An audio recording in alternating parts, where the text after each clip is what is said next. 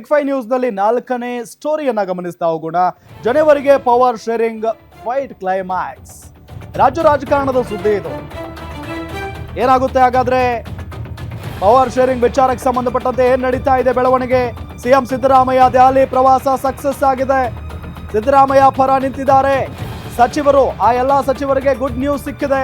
ಸಿದ್ದರಾಮಯ್ಯಗೆ high command ನಾಯಕರು ಅಭಯವನ್ನ, ಅಂದ್ರೆ ಯಾವುದೇ ಕಾರಣಕ್ಕೂ ಭಯ ಪಡಬೇಡಿ ಅಂತ ಹೇಳಿದಾರಂತೆ.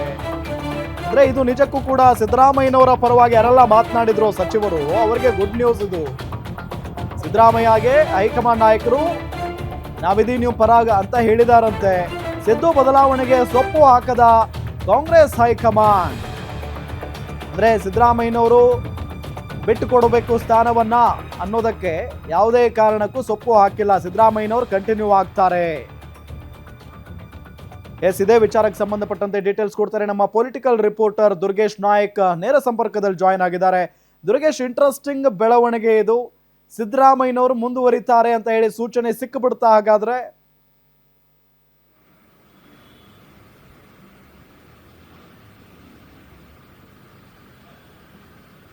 ಎಸ್ರಾಮ್, ಸಿಎಂ ಸಿದ್ದರಾಮಯ್ಯ ಮತ್ತು ಡಿಸಿಎಂ ಡಿಕೆ ಶಿವಕುಮಾರ್ ನಡುವೆ ಪವರ್ ಶೇರಿಂಗ್ ಫೈಟ್ ನಡೀತಾ ಇದೆ. ಇದರ ನಡುವೆ ಡಿಸಿಎಂ ಡಿಕೆ ಶಿವಕುಮಾರ್ ಅವರನ್ನ ಸಿಡಬ್ಲ್ಯೂಸಿ ಸಭೆಗೆ ಹೈಕಮಾಂಡ್ ನಾಯಕರು ಬುಲಾವ್ ನೀಡಿರಲಿಲ್ಲ.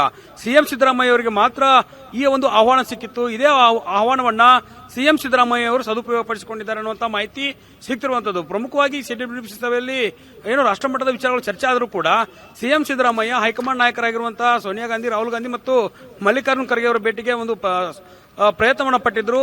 ಈ ಸಂದರ್ಭದಲ್ಲಿ ಕೆಸಿ ವೇಣುಗೋಪಾಲ್ ಅವರ ಜೊತೆ ಚರ್ಚೆಯನ್ನು ಮಾಡಿದ್ದಾರೆ ಅನ್ನುವಂಥ ಮಾಹಿತಿ ಸಿಗ್ತಿರುವಂತದ್ದು. ಯಾಕಂದ್ರೆ ಕೆಸಿ ವೇಣುಗೋಪಾಲ್ ಅವರು ಎಐಸಿಸಿಯ ಪ್ರಧಾನ ಕಾರ್ಯದರ್ಶಿಯಾಗಿದ್ದರೆ, ಜೊತೆಗೆ ಮಲ್ಲಿಕಾರ್ಜುನ್ ಖರ್ಗೆ ಅವರ ಜೊತೆಗೆ ಕೂಡ ಸಿಎಂ ಸಿದ್ದರಾಮಯ್ಯ ಈ ಹಿಂದೆ ಸಭೆಗಳನ್ನು ನಡೆಸಿದ್ರು.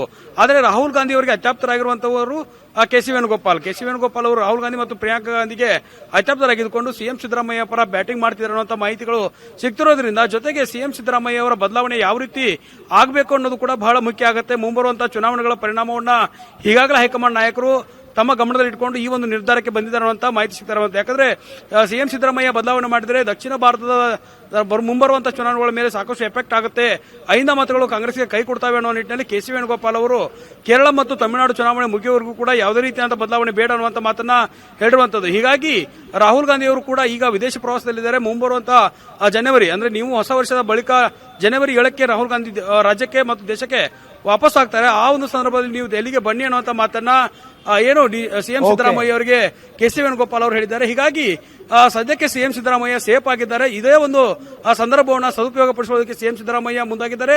ಸಚಿವ ಪುನರಚನೆಗೆ ಗ್ರೀನ್ ಸಿಗ್ನಲ್ ಪಡೆದು ತಾವು ಒಂದು ಕುರ್ಚಿಯನ್ನು ಉಳಿಸಿಕೊಳ್ಳಬೇಕು ಅನ್ನೋ ತಂತ್ರವನ್ನು ನಡೆದಿದ್ದು, ಸಂಕ್ರಾಂತಿ ಹೊತ್ತಿಗೆ ಸಚಿವ ಸಂಪುಟ ವಿಸ್ತರಣೆ ಆದರೆ ಸಿಎಂ ಸಿದ್ದರಾಮಯ್ಯ ಸೇಫ್ ಆಗ್ತಾರೆ ಅನ್ನುವಂಥ ಮಾಹಿತಿ ಸಿಗ್ತಿರುವಂತದ್ದು. Ram. Okay Durgesh, thank you ತಮ್ಮೆಲ್ಲ ಮಾಹಿತಿಗಾಗಿ.